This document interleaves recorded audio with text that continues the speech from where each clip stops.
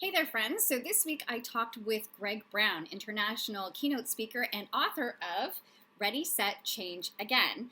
He's also written another book, and I had so many great key takeaways and ahas. I hope that you do too. So please enjoy my chat with Gregg Brown. Talk to you soon. So happy St. Patrick's Day. Thank you. I don't have any green beer, but I might later. Well, I don't have any green. I'm a terrible Canadian. I don't drink beer, but maybe Uh, I'll have a wee glass of wine. But you know that's a good idea. what I drank in Ireland was I had, I think it was Bulmers. I drank apple cider. Or Oh yeah, drink I cider. like apple cider. Yeah, I drank that, and that I still got significant hangovers, but anyway. Awesome. It was a lot of fun. So welcome everybody to this is my third week, and I'm so excited to talk with Gregg Brown. So I'm just going to give you my little spiel on Gregg. Well, if anybody doesn't know me, which you probably do, but then there's a few people that have signed up that have been friends of yours, Gregg. So some people I maybe not. I Maybe do see some people in our lovely chat here. yes, Miss Amy's waving hello. Hi, Amy Amy. from last week, Miss Amy. So I'm Leslie Hughes. I am the principal of Punch Media, and I'm a LinkedIn optimization specialist. And I started this weekly chat because I have the most amazing friends that I can invite to come on and chat about all sorts of different topics. And so when Gregg, I guess maybe when you saw Gregg, when you saw Amy and I speak, you were like, I'm willing to speak, and I was jumped at the chance because you're an international keynote speaker Hmm. and author. So I'm just going to read off all of your accomplishments. Okay. So Gregg speaks about influencing, navigating the future of work. He's spoken to CEOs and frontline workers, associations, governments, Fortune 500 companies, and audiences from the UN, NATO, World Bank, even prisoners and nuns, which I'm going to Hmm. want to know a little bit more about, I think. Ask away. Um, so you're passionate about helping people, increasing their impact, creating positive change, and making a difference in the world. Me too. And you've overseen large-scale, multi-million-dollar change initiatives. You've guest lectured at many universities, and you have been on the certain media like Entrepreneur, Thrive Global, on the social like me. You got to meet all the lovely ladies of the social. And Amy and I went to high school with Marcy Ian. Go Lancers! So Amy and I always have to throw that in there too. She's also our member of parliament now, too. She is. She's very fancy, and was always destined for success. She's a smart cookie. You've been on Global News, and you were referred to as the Fixer by Newstalk 1010 The iHeartRadio. fixer. The Fixer, and as if you don't have enough going on, Hmm. you not only have one book, which I have, Thank you. you now have the second one, Yeah, my second one's back there, the top 10 change hacks. Yeah. and this one is Ready, Set, Change Again. Thank you. I'm working on my third one now, which is all about getting through the pandemic and coming out the other end. And I've interviewed a bunch of leaders, and I'm really excited to talk and write about that when I sit down and start writing. Well, I think that's so interesting because that was one of the things that I was going to ask you about. Because if you're this expert in change, we've all had to go through change this year. I mean, this has been quite the year where, like it or not, change is happening and change again, right? So I Yeah. guess as we're sort of transitioning, I've got so much to ask you about, but I guess that's the first thing to talk about is like how are people sort of navigating through this change? Like, are you finding that people are having a tough time with it, or are people sort of adjusting? What do you think? Well, like many people, my calendar cleared last March. I think it was March 10th. Also, my calendar got wiped out, and I sort of sat there for 2 weeks stunned, as many other people did. And then clients started to ask me to do sessions about working virtually and navigating the uncertainty that was going on at the time. And what we were talking about at that time is much different than what we're talking about today when I'm doing sessions. I'm still doing everything virtually and speaking virtually, yet the conversation's different. Back then it was all about, I'm overwhelmed, I don't know how to handle this. Now the conversation is much more, okay, how am I going to look at my future of work? How am I going to navigate a potential hybrid model with myself and my team? what about all of the industries, including the one I'm a part of, the speaking and events industries, and I know Amy is as well, that, have really been decimated and gone through difficulties this year. And many, have rebounded and are coming back. So the conversation's very different today. I think it's much more about how do I prepare myself to navigate the future versus how do I deal with the stuff going on now. Everyone on the planet, and this is sort of what is the good thing about this, a year later, every single person on the planet has a new set of what I would call change muscles that, help us navigate change. And, all of us have new ones. And, whether I've been talking with people at the UN or NATO or, with the admin professionals conference or Amy's groups or, any of the ones you're a part of, back then it was all about, how do I handle it? Now it's all about, okay, what do I do going forward? So it's much more proactive, I think, the conversation. I think it's much more about, I'm good at navigating kids and work and cats and dogs and, everything in my home. How do I prepare going forward and then going forward again and going forward again? And, we're not going to get to a new normal. It's going to be a new normal 3.0, 3.1, 3.2. This isn't going to end just because everybody gets inoculated, That's too bad. I kind of wanted everything to go back. I know, me too. And that's the thing. I hate change. Oh, really? And yeah, I hate change. And every single person listening hates change that has a negative impact on them. Right. No, there's not one person on the planet who's like, oh, I love change that's going to make me unemployed, or I love change that's going to wreck my life or hurt my kids or burn my house down. So when people say to me, and I hear this a lot, oh, I'm change ready, I love change. I'm like, we all love change that's good for us or that we initiate. That's true, but not when it's forced upon us. No. There's not one person on the planet back in March who's like, yay, there's a pandemic. I'm so excited. I can't wait to not work and lose my job and have my kids be afraid to go to school and have my parents get COVID. Nobody did that. Right. Nobody wished that upon anybody, for sure. No. And yet the good thing is we all have that new set of change muscles. So if another pandemic happened, guess what? We're going to handle it better. Yes. I think are a little bit more I think the introverts have been saying oh, I'm this, being separated from everybody I've been practicing this for years. So from an introvert perspective, I think they've been a little bit more acclimatized because this is their wheelhouse. But for people like you and I who want to get out and see people, we're like, get me out of the house. Yeah. Well, and I think too, if about extroversion and introversion, it's really about that's sort of the personality type without labeling and pigeonholing anybody that might be a predominant, characteristic for themselves. Yet the reality is this: if they were impacted negatively by the pandemic, it doesn't matter if you're an extrovert, introvert, or whatever, and it's a scale, right? So it's not black and white. Nobody's a real introvert. You're your scale. Mm-hmm. People think, for example, because I'm a raging extrovert, I'm really great at parties. Well, most parties and events I go to, I will often stand in the corner unless I know people. I'm not that, let's go meet people. Unless I'm paid to be there or it's an event that I have to be at, then I'll get out and mingle. But I'm not a natural networker. I'm with you too, and I think that surprises a lot of people. Mm-hmm. That I hate networking too, to your point. Mm-hmm. Unless I'm invited to speak, I'm like, I can't be bothered. Yet I'm always the last person to leave too. So I'm like, I want to do the Irish goodbye and just disappear. Oh yeah. But I never do. I always find somebody's story fascinating, and I'm like the last person. They're like hooking me out. Like, come on, Leslie, go. Let's get out of here. So. I love that. So when it comes to change, do you think it's fear? Isn't it the underlying sort of issue is fear? Is that why people don't like change? Well, I think there's a number of reasons. I think it's not so much about being afraid. I think it's about fear of the unknown. So this is the reality. We all want to predict the future. Every single person on the planet wants to know what's going on.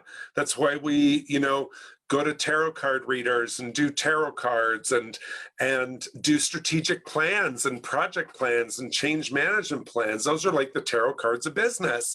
They tell us what the future holds. And guess what? When the future doesn't match what we're expecting, if it matches, great. We're like, yay, this is happening the way I predicted.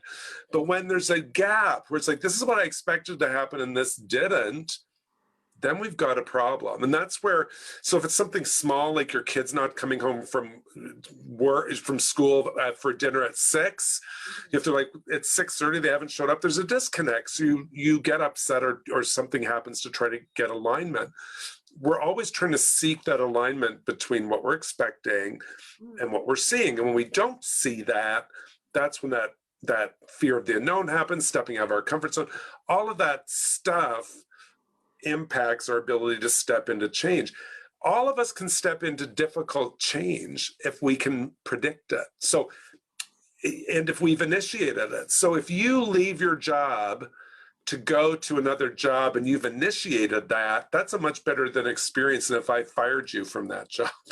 Yeah, the process is the same. Yeah, no, you're 100%. You still go through the loss of leaving your job, saying goodbye to people, leaving stuff that you love doing, going stuff to something else that you don't know what you're doing yet. And then you get to your new job, like, oh my God, I hate it. Whatever. You go through that process. But how you react and respond is based upon whether you initiate that or whether someone else does. That's so cool. But you're giving me an aha. And that's good. That's why I'm here, hopefully. No, it's so cool because you're right. I mean, I deal a lot with people, writing LinkedIn profiles and helping people. That's a big part of it, right? Is oftentimes people are either thinking about career transition or they are in career transition, which a lot of people have gone through. And it has really been challenging. And I know it's I think of it like dating. It's kind of like when you have someone in your life, it's a lot easier. Everyone wants to date you. And then as soon as you're single, you got the plague, right? And nobody wants to go out. And that's what it sort of feels like from It depends if it's a Friday night or not. Exactly. Yeah. Yeah. So talking about LinkedIn, I have given you some questions ahead of time just to sort of yes. So we had something to talk about.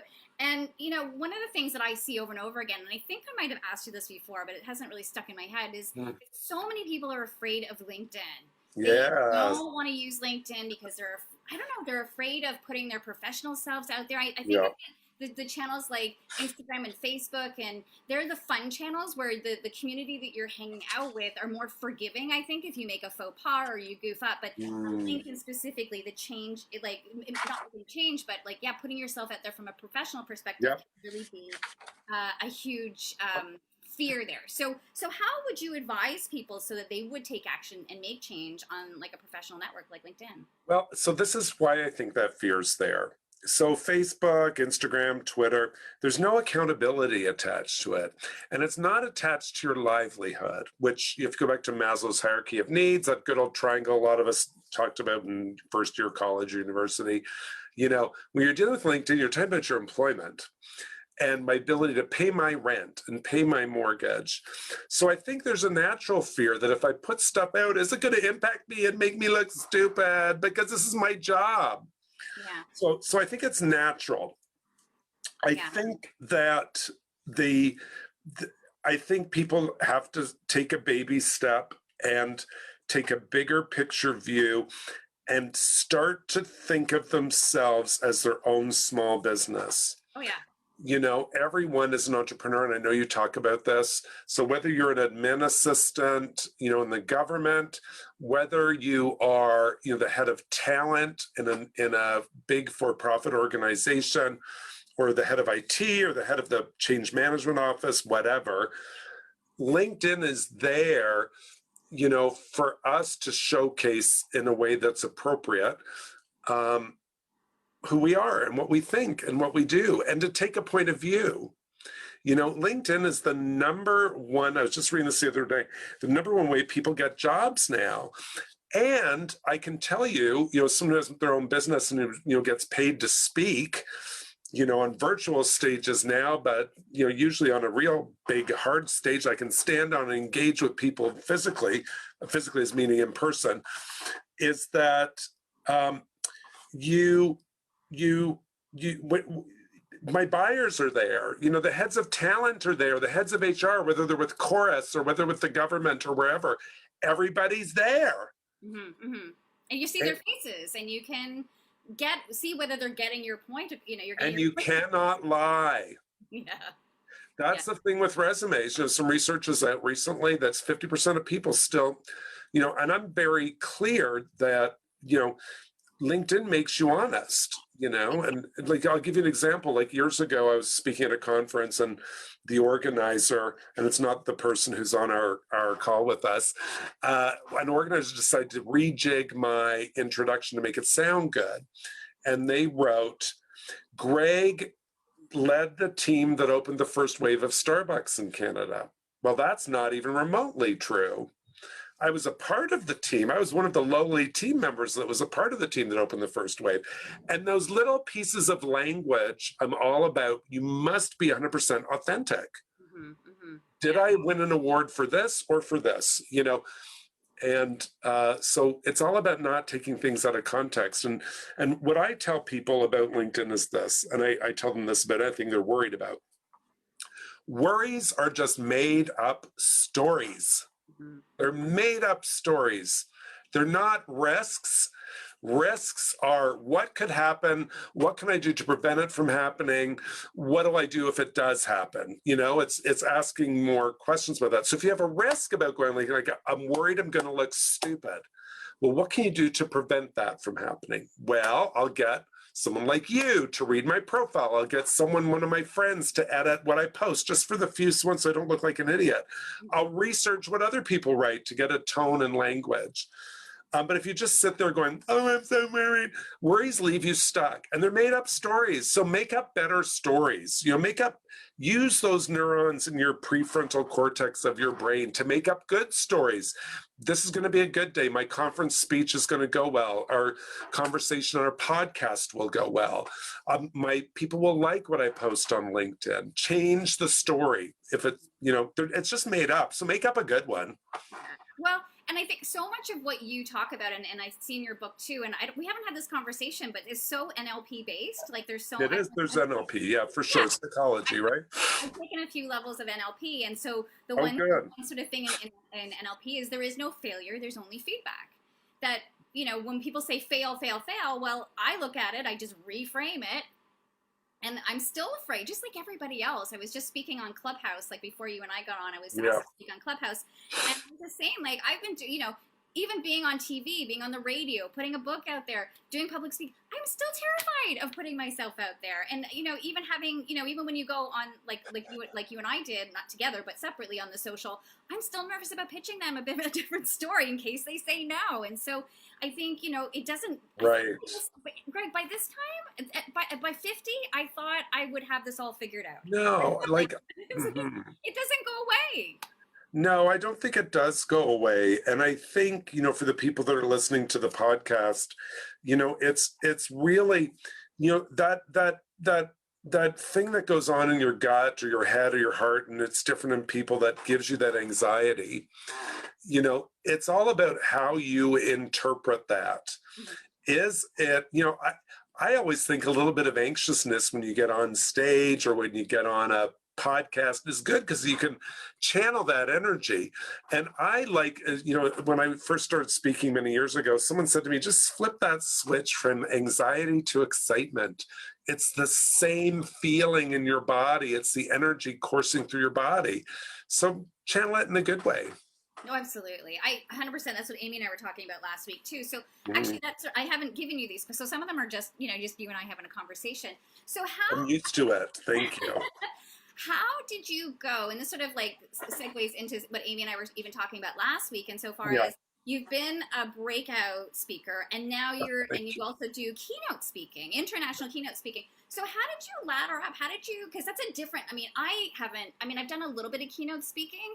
It's a different experience altogether. So how did you change that? How did you go from workshopping into storytelling? So I think that's the conversation. It's about going from the workshops to the stage. And so there's a couple of pieces about that I think are important. One is I thought I had to change everything that made me a good workshop leader to be a good stage speaker, because every book basically says that. So, what I had to do, and it was an evolution, it didn't happen overnight, was think about what makes me really good in person in a workshop, or whether it's a large and small workshop where people are actually doing group work and stuff, you're leading people down an educational path, versus being on stage where you're creating a story and an experience for people. You're still educating, because I don't have that. I climbed Mount Everest and I won this Olympic medal, and I'm always jealous of the people who get those standing ovations. I'm like, yeah, well, I didn't quite do that, but I showed up at work and didn't kill my boss one day, so that's a good thing. And that's most of us on the planet. So I used to think, that I had to be this really big speaker with these big stories. And then what really resonated with people on the big stage and the small stage were the little stories that I told that were about my day-to-day life that they experience as well. And those are the stories that people write, oh my gosh, I do that too. I'm going to learn how to do it differently. Or this is what happens to me. Oh, thank you for sharing that you're not perfect. So it's those, so that transition, it was an evolution. And yet I also had to get better at, and I'm not great, I mean, I'm good, but I don't think I'm great, is that it's going to be another 10 years till I would say I might be great. Like, I was a great workshop facilitator, but I started as, I don't say that with ego, just because I'd had 25, 30 years experience. And then I became very novice, was like, ah. And, it was thanks to the lovely Amy Riddell, who's on here, that she gave me this opportunity to speak consistently and do keynotes that evolved. I think I did 12 for her in a year or year and a half, that really honed my teeth, that, gave me the skill to hold an audience, whether it was 1,000 here in Toronto or, 500 somewhere else, and guide them through a process and give them practical tips to help them. So what I tell people is, how do I do it? I practiced the crap out of it. I got up and spoke anytime I could. Yeah. And getting out of your own way, right? I mean, I think that's part of it too. I think the first time I spoke, I was so terrified because I was thinking, everyone's going to judge me. Everyone's going to, Well, they do. They will. And they, well, absolutely. I mean, I was saying to Amy that I get those feedback forms, right? And people are like, oh, great tips. She speaks a little fast. And then one person wrote, she seemed a little manic. And I was like, oh, yeah, but I mean, that's who I am. And I do speak fast, and I do come with a lot of energy, and I do try to have a big presence, but that's what makes me me, right? Well, I think the thing is this, I've had to learn, because I have high energy like you, I've had to learn on stage to slow down when it's important so people listen. That's hard for me. Yeah, and it's a skill, to slow down so people listen. And it took me time to practice that. And so I finally got into a cadence where I could talk like this, and then be like, at the end of the story, this is the point. And people will listen to you, because so there's also the speaking skills are the varying the tone, the where to block yourself on stage, how to not talk and use a bunch of slides, how to structure a story, and those are the skill that you can learn. And then there's the other stuff where I sort of came full circle and realized I took out all the stuff that made me me. I know that I put all that back in, it just elevates you even more. And I don't want anybody thinking that I think I'm the best speaker on the planet, because I am not. I like to think after 10 years, I'm good. And I like to think that. And I strive every time I speak to be better. And it's the same leading a workshop. I've led workshops for 25, 30 years. For 30 years, I'm not embarrassed. I'm actually proud to be old. But I've led, and I'm a good workshop facilitator. I can facilitate almost anything. If my content's good, if I have crappy content, I cannot make it sing. So how, just for your advice to me, and we talked about this before, because I think, with my workshops, I can sing and dance and tap dance all around the whole point of LinkedIn, and people go, oh, this is great, thank you so much. And then especially if I'm working with a particular client, I go back and I look at some of their team's profiles. They haven't made a damn bit of change on their profile. So what would be your advice to me to get, as a workshop leader, to get people to actually, okay, so now it's time to do it without, taking time away from their day, because most of the time they just want me to get the hell out of there. I would get them to do, you know what? Every session I've done, and if you've been to my keynotes or any of them, it doesn't matter if it's a workshop or a keynote or a webinar, I always say, I want them to work on something that they're currently doing in the class. So I would actually get them to do the first paragraph in the class and start it out. Okay. Yeah, I would make them do it right in class. Take the first paragraph out of your profile, bam, and rewrite it. Yeah. And take 2 minutes to do it and pair them up to do something. Yeah, because there has to be that commitment to do it. So when I do like whether it's an influencing or a change leadership workshop or something that's not like a keynote, I have them bring in a real world situation. And if you don't have a real world situation, there's no point you being in the workshop. Yeah. Yeah. And the one thing that I say this over and over again now, because it completely blew my mind. Yeah. What would be a good exercise maybe for me now that you've said that, because it just gave me another aha, was pairing them up. And the thing that I say all the time is when you're inside the jar, you can't see the label. Yes. Right? Yes. And so pairing them up to say, okay, so you work with so-and-so, you tell them what you have, like what their skill sets are, what value do they bring? I think that would be really helpful, I think. Yes, like I was just coaching a speaker the other day because I mentor young entrepreneurs just as a pro bono thing because I like to give back. And it's a young guy in his 20s who he's a speaker and has his website, shows me his website, excuse me, and I have no idea what he speaks on. And I said, I have no idea what you speak. It says you're a speaker. I said, I have no idea what you do. Yeah. And you explained it to me, and I still have no idea what you do. So you're right. Get out of that jar. Yeah, you got to get out. And I'm great at helping other people with their resume, but I need help with mine.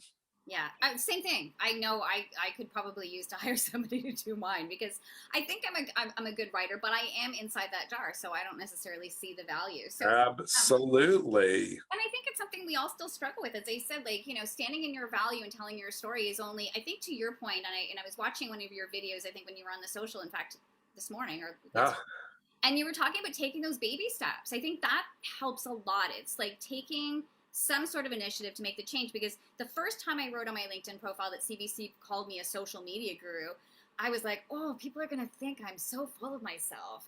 And then when my friend Anita, who's my friend and mentor that used to work at LinkedIn, she was like, girl, you got to put that on everything.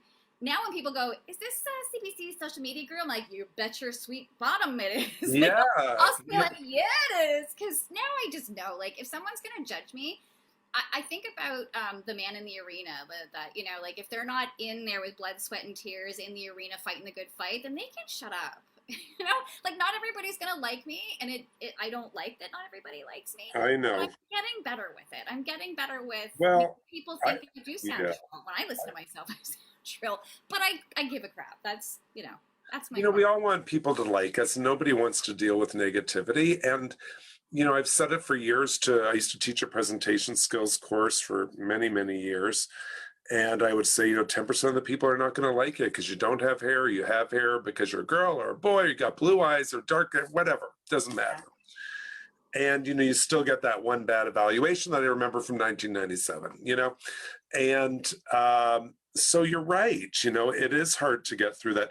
I think the best thing, the reason many times people get stuck and are afraid to step into the future of how they're going to navigate their work or their life because they want it all figured out. Because like I said earlier with change, we want to predict the future. So I'm going to do my strategic plan for my life and wait till all the I's are dotted and T's are crossed before I take action. If you wait till all your I's are dotted and T's are crossed, you will never take action. So the trick is you want to take there's an analogy I use, and when I was a kid, I was a big Harrison Ford, Indiana Jones, and sometimes I show this in my keynotes of the video where he's done all his calculated thinking to get to that darn holy grail. I don't know if I can say darn and holy grail in the same sentence, but I did. And he's done all the calculations. So it's not a risky step. So I'm not talking about jumping off a cliff. So he's done his calculations, he's put the treasure map together, he's done all his thinking, and he's at the edge of the abyss, and he has to step across the abyss, the cavern, to get to the other side. And he's like, everything says that if I put my foot out, the ground will appear. So you have to take a calculated risk and put that foot out and take that action. And as you take that action, the other steps start to appear. And when I'm coaching entrepreneurs, you know, we get a plan, but I tell them, you might end up over here, and that's okay. But we have to start somewhere. Yeah, no, absolutely. And I think it's either in your book or what you spoke about. It's just that we, you know, the small decisions that we do make these, it's almost like those sliding door moments or the butterfly effect or whatever. It's like these small decisions that we make can change things, and oftentimes, even if it's through adversity, it's for the good, because you always learn something. It's interesting, as I'm happily divorced 8 years, that, you know, when I was going through it, I was not happy one little bit. No. But having come through it and been on the other side of it, so many people that I know that were in an unhappy situation and they moved forward from it have built that resilience. And so that's kind of what you're talking about with work too, is building resilience at work, right? Well, it's about, and it's about timing too, right? So you want to look for the good in the situation at the right time. If you've been fired from your job, or you get cancer and someone says, oh, at least you'll get a big lesson from having cancer, you're going to want to cup them in the face, proverbially.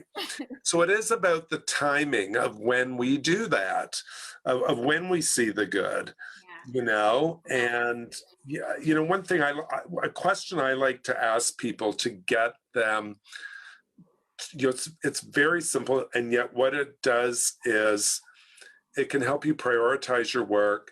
It can help you resolve change quickly. And the question I like to give people is, what challenges can you resolve quickly if you thought about them differently? Okay. So think about that. What challenges can you resolve quickly if you thought about them differently? Mm-hmm.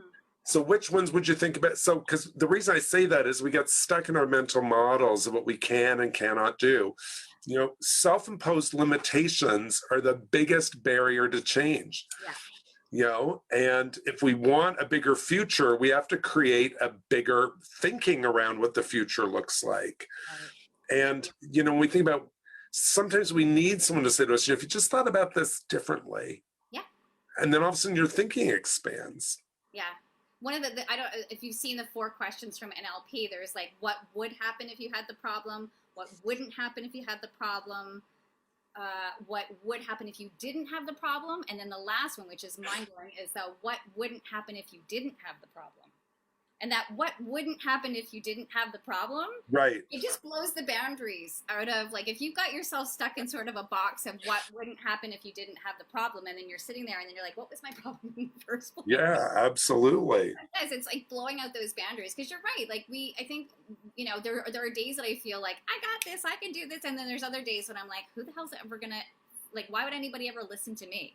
Well, I think scale of different days, those different days that you feel empowered, and there's different days where you just feel like, oh, I'm nothing. And I just learned recently there's that imposter syndrome has a name called the Dunning-Kruger effect, which I've heard of that, yes. Yeah, I think I heard about it on Vince Mirabelli's podcast, that they were talking about that. I'm like, Freddy Krueger effect? What is, I don't want that, whatever that is. Well, you know, I think it's really about those self-imposed limitations. What happens is, you know, we create them, and it's hard for people to get through it. So if we're going to change the way we think about looking at challenges, if I go, with everything I'm working on that's a challenge, what could I get the biggest result if I just shifted my thinking and got a different viewpoint? So there's that. The other question you can ask is, you know, what have people told me is a limitation that is actually could be a strength? That's so true. And have you heard of the wabi-sabi? Have you heard of wabi-sabi? No. Because that is so true, Greg. I came across this term a few years ago called wabi-sabi, which, from what I understand, is this Japanese art form, which is finding the beauty in imperfection. And so for the same things that I beat myself up for, every single time I get off stage, every single time, it's like, I talk too quickly, I talk too much, blah, blah, blah. And yet that's what makes me me. So the imperfections is what makes me me. So if I look at it from a different perspective, then I just have to accept my imperfections, because that's well, yeah. And, there's an and to that. And we also need to think about how can other people hear me more effectively and balance that out. So, as an example for me, when I was a kid, it's not going to surprise anybody who knows me that's listening, that I talk too much. I was told I talk too much in class. My parents tell me I talk too much, everybody talk too much. Guess what? I'm paid to talk now. Mm-hmm. And yet my perennial life lesson is shut up and listen. So while my limitation was talking, and I'm glad that it is a strength, it is balancing that out and realizing that other people need space. And not just to say, and I know you didn't mean it this way, but I've certainly used it in the past with me, like, oh, I'm just like this, so it's okay. Well, yes, it is okay. And if you want to work with other people, we have to make it okay for them somehow. Mm-hmm. So I think there's like a balance. Without putting ourselves up. Yeah. Yeah, exactly. And using the and instead of the or, because you can kind of be both. And get rid of the but. Yeah, take the words but out of your vocabulary, because most of the time we use them and they don't make sense. The only time I think when I was in NLP is when you use but and the ending is positive. So if you're using yes, if the negative has to be before the but for it to be good to use. But but it's also meant to show contrast. So if you're really good at this, but you need to improve on this, that's not effective use. You're really good at this and you need to improve in it, because but weighs what's after it more than what's before. 100%. That is like one of my, I'm always thinking about that in my head. When am I using that word but? Am I leaving somebody with a positive experience, or am I trying to bring them down? And then I have to sort of reframe it if people don't know that trick, that when they say it, they're not necessarily trying to make me feel bad about myself. Well, I educate them, and I just say, let's take the word but of our vocabulary and use the word and. Because if you say, yes, I can do that, but, it means no. Absolutely. So let's be honest with our language. Yes, I can do that, and this is what the impact is. Yeah, and use that to ourselves, too, because I even heard myself use the word try. And that's another no-no. Well, I think I don't beat myself up about some things like that, but it's, I think it's okay if there's certain pieces of language you want to remove. Yeah. So when I've got some of these questions written down here, and go ahead. So have you ever what are some of the things that maybe you've struggled with, and how did you overcome them? Is it the sort of the same principles that we covered that already about how you just reframe things in your own brain for things that you No, I still struggle with what are people going to think of me. Mm-hmm. I'm going to be on it. I'm taping a television show, reality TV show called The Social Movement in June. And I had to, sit on it while I was figuring out the agreement with them and stuff like that. And, when I posted, I thought, oh, is this bragging? What are people going to think? And, I still have that, whether it's about being on television, whether it's about, is it too much when people say I've worked with audiences from the UN or NATO, stuff like this. And like, what are people going to think? And, blah, blah, blah. And yet there's a reality that most of us need to get out of those stories that we tell ourselves. I spoke many years ago at a conference, and it was called something like The Stories We Tell Ourselves. I did something about that, a little 15, 20-minute opening keynote. And, we have experiences that determine, our whole life is spent stepping out and stepping back. Let me give you an example.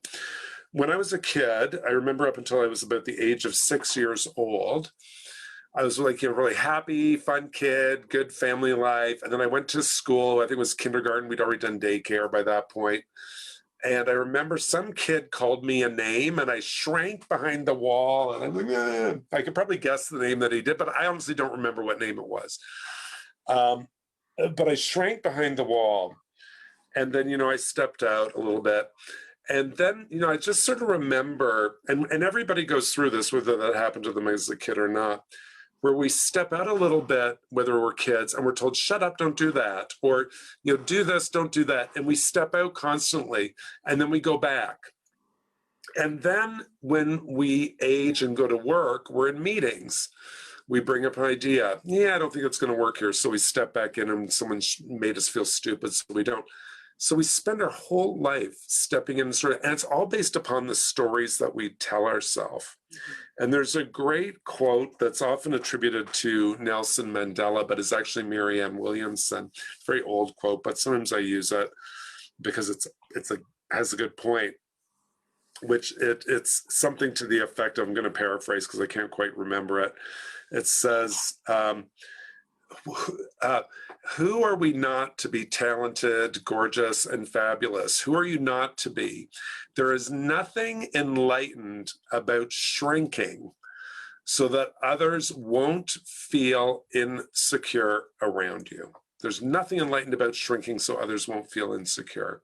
Because at the end of the day, and I know this, I worked in palliative care for many years and went through many people end of life back in the 90s, that at the end of the day, it's not about how many, we didn't have Facebook back then, but it's not about how many likes you have. It's not about how many New York Times bestsellers you've written. It's not about how much work you've done. It's about, is my family okay? Mm-hmm. Are my people okay that I love? Yeah. Is my, are my kids okay? I would say, is my cat okay? That's what's valuable. And so with this, back to the TV show, I really had to go, how many opportunities do you get this in your lifetime to do something like this? So you can be afraid that other people are going to think you're egocentric and being on a show, and the TV show might make you look stupid, or, you know what? Who gets to do this? So why would I not do it? Of course, and I think the huge aha that I had years ago when I did the first time I had to speak in front, and it was a really personal story about when I had my identity stolen and someone pretended to be me, went onto a competitor's website and wrote, "Dear Anne, you're nothing but a hack and a money grubbing pig," signed Leslie Hughes. That's harsh. That's harsh self-talk. It was crazy.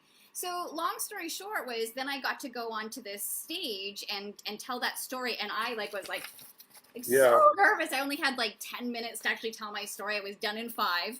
And I realized afterwards when I watched that video back, I thought, oh my heart felt like I was pounding out of my chest, and nobody else could tell. No. That I was freaking out. Same thing like being on the social. I was like an out of body experience because I was so focused on the questions and was I looking in the right place? Was I engaging? And so I was it was an out of body experience. I have no idea what I said, but I liken it to almost like when I jumped out of an airplane. And so terrifying, you jump out, but then as soon as you land, you go, I want to do that again. It was thrilling. It was so exciting. I loved it. And I think of anytime I do something that's scary, I think of the outcome of this is probably going to be more fun than the fear I have going into it. Yeah. Good for you. That's awesome. It's something, again, we work on all the time. And one of the other quotes that I love in your book, and I think it's sort of paraphrased from The Wizard of Oz, is you have it in you all along.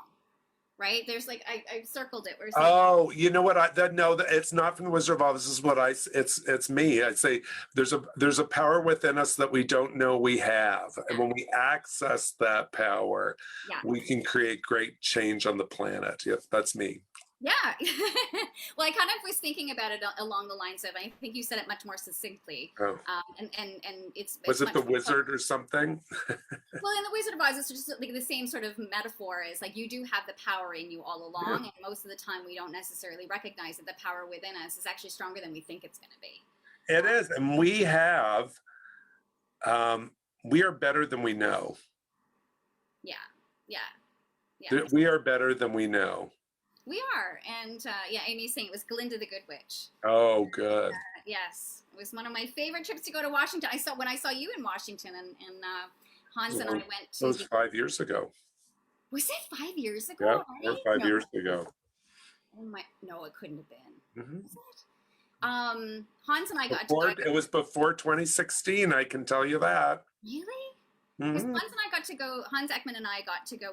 He was my tour guide in Washington, and we went to the Smithsonian, and I got to see the ruby slippers, and I Yes. almost like broke down and cried because that was my favorite movie growing up. When I was a Yeah. little kid, was always like I envisioned myself as some sort of Dorothy, and those ruby slippers were everything. And then of course going on an adventure with Hans, there's nothing like it having Hans as your tour guide in Washington because he was like not only telling me, really interesting anecdotes about things that I didn't know about, but sometimes throwing a little jab in there of saying things that I thought he messed with my brain on a couple of occasions. That's great. So like when it comes to you, I mean, you're very active online. So what do you think are some of the mistakes people are making online? Are there ways that people can sort of mitigate those mistakes ahead of time? What do you think what do you think about that? My number one don't that I just happened to me today online, and it happens regularly. If you want to connect with me, don't try to sell me something. They all went to some stupid LinkedIn course, I'm sure, that said, when you connect with someone, offer to have a meeting and sell them on something. Well, it's the number one way for me to delete you immediately. And I do that. If you friend me on LinkedIn or become a follower or connection, and you try to sell me something, and I don't care if it's real estate, finances, no, I will be like, thanks, but no, and I delete that connection. I don't block them, but I will delete them. So sell, sell, sell. Do not do that. No, we Let wouldn't do your it face to face. I wouldn't walk up to you and be like, "Hey, Greg, you want to buy my stuff?" You'd be no. like, And that's a great tip in your book that I remember reading last time I read it, which was a while ago, which is, you don't do everything online you would not do in person. I know you say that. I've heard you say that. Yeah. And I hate that sell, sell, sell, sell, sell. Or the other way is the soft sell, which is like, oh, I really want to find out what you do. Let's have a 15-minute conversation. I'm like, I don't have time. I don't care. And you know what? Follow me. I'll follow you. If I need you, I'll reach out. If you need me, reach out to me. Right. Yeah. It's very much I think the most important thing for people to realize online is it's an opportunity for you to take a point of view. And I think it's very important to have a point of view about a topic. And, my point of view is very clear, which is change is not out there. It starts with us, and that is very clearly my point of view. And if you don't like it, you don't need to engage in my stuff. And I'm cool with that. If you want to focus on change management planning and how to do change control processes and all that stuff, which I've taught, fine. And more power to you, because that's not where I work. My point of view is very much starts with your brain, starts with your physiology, then you can take it out. And it's not being afraid to have a point of view. And it's about having a point of view that's current. So it can't be tone deaf. So if I was putting stuff out there like, change and resilience is really good, and we all have to deal with stuff like that, people are like, donut head, we're in the middle of a pandemic, so it's like it needs to be anchored in, we're all going through, dealing with the pandemic on the planet now. So based on that, what is current that I have to say that's a point of view related to that? Yeah. Well, and like one of the worst things I used to hear, especially when I used to work at a wedding magazine, and as we know with social media, print, like a lot of traditional ways of communicating through media has eroded. And I just remember at the time, my boss, who was a lovely woman, just kept saying, like, don't talk about the web because it's going to cannibalize print. And like, it's happening anyway. So her mindset was always like, don't change. Don't, let's like, it's almost like those people, those naysayers out there in the business world, when you say something and they go, yeah, we already tried that. We already tried that. And like, how productive is that when they go, yeah, no, we got to shut that down because we already tried that. But they don't necessarily think about, did you try it from this perspective? Or they'll be, I used to do this. New ideas would come up in meetings. And I'd be like, that's not going to work. I've been here 11 years. And my staff that I shouldn't say my staff, the people I was working with would, prove me wrong. And I'm glad they did many times. Because that's tough. I think to your point, like most of us, when we do raise our hand and we say we have an idea and then someone shoots us down, it just makes us less likely to raise our hand the next time to say something. Well, and it's because people don't know what idea generation is. No one sits around a table and brings up a fully formed idea. Mm, Nobody does. true. Yeah. No idea is fully formed when it comes up in a group setting. I've seen tons of research on that. There's tons of books on idea generation related to that. People bring up ideas that might be 5% formed, 10% formed, 30% formed, but your 5% needs to collide with my 5% that needs to collide with Hans's and Amy's. And then all of a sudden, 5 plus 5 plus 5 becomes 225 because it creates the synergy of something bigger than itself. And that's that. When you do that, what I call, I just released a little video on that ping pong ball of ideas coming out, and I used to speak about that at conferences a lot, is that you don't get innovation. The future of work is all about being innovative. And how do we take, and people have been more innovative than they thought. I wrote an article on 6 change management myths about 4 months into the pandemic, because there's so many myths. Change takes a lot of time, blah, blah.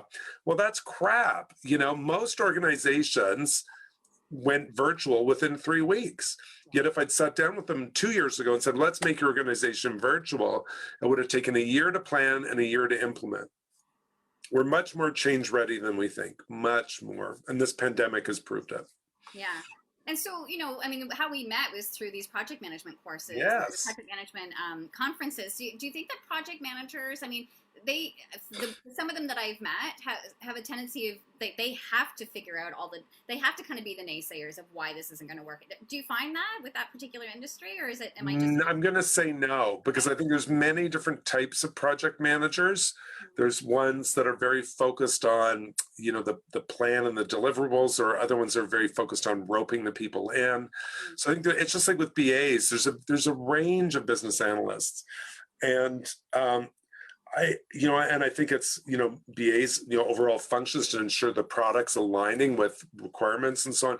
Yet I can tell you there are many BAs that, are influencing people constantly to do things differently, and that are engaging teams. And same with some PMs become very focused on the plan, whereas others are out there focusing on, implementation. So, I think pointing out risks of something is part of being a good strategic thinker. I think how you do it will make or break your effectiveness. Yeah, well, that's really good. Because I do hear a lot of leaders, especially the ones that I am writing their LinkedIn profile for, and they'll say, well, I'm an innovator, I'm a change maker, I'm a blah, blah, blah, blah. We all are. And it's a little bit of a platitude, and sometimes I It see a is. little bit of saying, like, okay, so tell me how, because I find that the same thing applies for almost everybody's LinkedIn profile. Insofar as I love to help people, like, tell me your why. Let the Simon Sinek start with why. Tell me your why. Well, I love to help people. I love to help people change. I like to help, and it's sometimes I have to like draw it out of them a little bit more insofar as, well, give me some specific details about what you've done. Totally. And it's so great that you're doing that with your work, because people need that. Even me, we redid my website about a year ago in the middle of the pandemic. Before the pandemic started, we were in process. And then, we had to do it again 6 months later as my thinking evolved. And I was like, this is really too loose. It needs to be more specific. I need to step into this, talk about it more clearly. And, there is value in having someone like you being able to say, because we're all change makers, we're all this, we're all that, but it's more about, everybody's a good communicator. Like, no one's going to hire you because you say you're a good communicator and can use Microsoft Word. Everybody can do that. So what is that unique differentiator that you bring to the planet? First Nations folks have what they call your original medicine, which is, what is that unique piece that you were born to do on the planet and contribute? And what is that medicine? And if you don't express it, it will be lost to the world forever. My medicine's made up of humor and research and fun and practical tips. And my medicine is very much, that's what I bring to the planet, and I bring it in a way that is my journey, which my journey is all about breaking through limitations and creating positive change in the world, because that's been my journey my whole life, ever since that little kid. And yet how to do that in a way that makes sense and articulate that in a way that is business savvy. And that's what the value is that you bring, I think. Yeah, and I think what I've learned too is that what I help people do, I'm not necessarily building a better mousetrap. All I'm doing is eliciting responses that people go, oh, wow, that's interesting. Because I'm really, what I do is end up mirroring back to them. I ask the questions. They tell me I do this, this, and this, and this, and then I mirror it back to them, and they go, wow, I feel pretty good about myself. Because sometimes most of us haven't asked ourselves those questions. Like, we haven't. One of the biggest questions I'll ask my clients is, what are your biggest accomplishments, your proudest moments? And that's when they take a beat, and they go, Well, I never really thought about that. And I think, when I'm working with, young entrepreneurs as an example, I get that. I say, go talk to your friends and family, ask them what they like about you and what your strength is and what you bring to the table, and see what that theme is. Because if you really want to bring your full self to work, you cannot switch off the way you are at home to the way you are at work. And yes, you have to put on a professional veneer and do all that stuff, and you can't swear and whatever. I like to swear, so I can't do that obviously on stage. So there are stuff you have to adjust. Yet you still want to be able to bring your full self to whatever work you're doing, and you want to be able to identify that and articulate it in ways in your LinkedIn profile that makes sense to people. I don't like this stuff, and this is just me personally, when people have, job titles, and some people are going to yell at me for saying this. I apologize to anybody listening. This is just my own personal experience. I hate when people have a good job title and then they make it something I have no idea what it is. Like happiness officer. I'm I'm like the chief communication enabler. Like, I don't know what that is, and neither does anybody else. So if it's a culture in the job, it is, right? They know. They know what it is, but nobody else can figure that out. Yeah. What does a chief happiness officer do? Do you run around with like a little magic wand and say like, and you're happy, and is that what it is? I don't know, but I see these things too, and I'm like, it doesn't make any sense to me. No. Yeah. So we're kind of getting down to the last few minutes here. I guess I have two questions. If you had a career do-over, would you change anything? Do you think you would change anything? Oh, I have tons of things I would change. I didn't want to go through. From speaking at events I should have said no to that's probably a big one, and now I do say no. Is speaking at events that I should have said no to, and there was a lesson in it, but I didn't really need that lesson, didn't want to do it, which was say no. Working for people I necessarily didn't want to work for 30 years ago. There's a few things. I did get fired from one of my jobs when I was 17 at an ice cream store because I was trying to make them more efficient because I'm a good project manager. They weren't scooping ice cream properly, and I got fired. So there are a few things, and yes, you can take a cosmic view and say, yes, it shaped me and blah, blah, blah. But you know what? I don't want to go through bad experiences as anybody else. Well, I think to your point too, the times when I've been asked, and we as speakers, we get asked all the time, will you come and speak for free? Yep. And I very, very rarely will, because that's a part of my business model. I'm sure it is part of yours. Are you a nonprofit? Yeah, exactly. But you'll get exposure, Greg. You'll get exposure. And I've learned to be diplomatic about saying, well, thanks, but no thanks, because that's, even if I said, like, listen, I'll go to the opening of an envelope if you just throw a few bucks my way. It's about the value, right? It's about the value that I'm bringing, and also the reframe. And I hope if anybody's listening to this too, is like when some people go, how much does it cost for what you do? And I go, well, you're not just paying for my hourly rate, you're paying for the value that I'm giving you, right? And I'm sure that's exactly what you know. Well, I do donate my time. I do donate my time to women's shelters and stuff like that. I've spoken tons at men's and women's shelters over the years, in front of homeless people and people living on the street. I did that all for free, of course. I still do. But most places, if they have people that are employed there making a salary, then I deserve some cash too. Yeah, and I think it's standing in your value and recognizing that you're bringing value to them, and most organizations, I think it's a little bit cheeky of them to expect that you're going to feel like you're going to get exposure from it, right? When we're all media agencies, there's nothing like what you and I are doing right now, No. Yeah. So any last words, any last words other than, we're going to talk about, as we sign off, we're going to talk about the social movement, if there's anything else more to share about that. Any last words before we sort of wrap Well, up? I think the biggest thing is not to get overwhelmed with all the changes that are going on in the planet, the changes that you want to make in your career, the changes you want to make with your LinkedIn profile.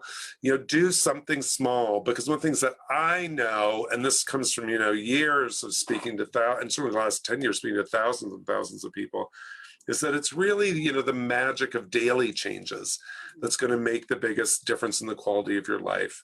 Because how you start your day is how you lead your day. And make no mistake, you do lead your day. And how you lead your day is how you live your life. And so it comes back to those moments, our day-to-day interactions with others. And it's So kind thank of you like, so much for having me. yeah, I'm so glad. And it's kind of like that Indiana Jones thing where I'm sure if he looked upon all his, like, you reversed engineered all the steps that he got to before he took Yeah. that leap, it would have definitely been, he took a very solid step every step of the way until he had to take the big leap. So, And we'll let the BAs do that reverse engineering. I will not do that. I don't have the patience.